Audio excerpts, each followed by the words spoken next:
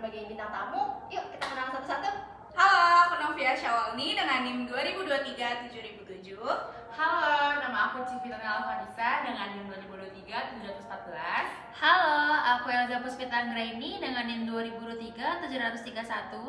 Halo, aku Valencia Winyuta Nastasya dengan NIM 2023-733. Halo, aku Bunga Zaraulia dengan NIM 2023-775. Sebelum mulai, kalian pernah mikir nggak sih kenapa perusahaan gede tuh hobi banget beli perusahaan lain? Biar makin kaya nggak sih? Atau biar saingannya pelan-pelan? Bisa jadi. Cuma ternyata di akuntansi tuh ada aturannya loh. Nah, itu dia namanya business combination. Dan itu nggak bisa dicatat sembarangan. Ya karena ada standar resminya. Betul. Nah, jadi di podcast kali ini kita akan membahas mengenai PSAK 103 mengenai business combination. Tenang, bukan kuliah kok. Lebih ke ngobrol sambil mikir sih. Yaudah yuk, langsung kita mulai. Let's go! Guys, jujur ya, pas dengar kata business combination, kalian itu kepikiran apa sih? Aku sih langsung mikir perusahaan klinikal bisnis. Gitu nggak sih? Iya lagi, tapi satu dominan doang kan? Cik, kalau disuruh jelasin ke orang awam, business combination itu bagaimana? Gampangnya nih ya, satu perusahaan tuh diambil alih oleh perusahaan lain, tapi bukan beli aset doang, tapi itu lebih ke pegang kendali perusahaan itu juga. Berarti kalau cuma beli gedung belum tentu ya? Bukan loh, kalau itu beli aset kan, bukan business combination namanya. Oh, berarti kuncinya di kendali ya? Betul. Tapi ya guys, sebenarnya kenapa sih harus ada PSAK khusus? Karena nilainya itu gede dan dampaknya itu panjang. Jadi kalau salah catat, laporan keuangan itu bisa kelihatan wah, padahal aslinya enggak. Berarti investor bisa ditipu dong. Exactly, Len. Kalau PSAK 103 tuh metodenya pakai metode apa sih? Ya itu cuma satu dia cuma pakai metode akuisisi. Kenapa cuma satu, El? Nah, biar gak beda-beda nama pencatatannya. Semua aset dan liabilities itu kan diukur pakai nilai wajar biar realistis.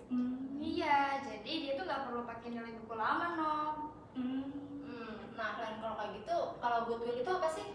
Goodwill itu selisih kalau harga belinya itu lebih mahal dari nilai wajar aset bersihnya. Berarti kayak beli brand sama reputasinya ya, Len? Iya gitu, Bung. Nah, yang sering keliru nih ya.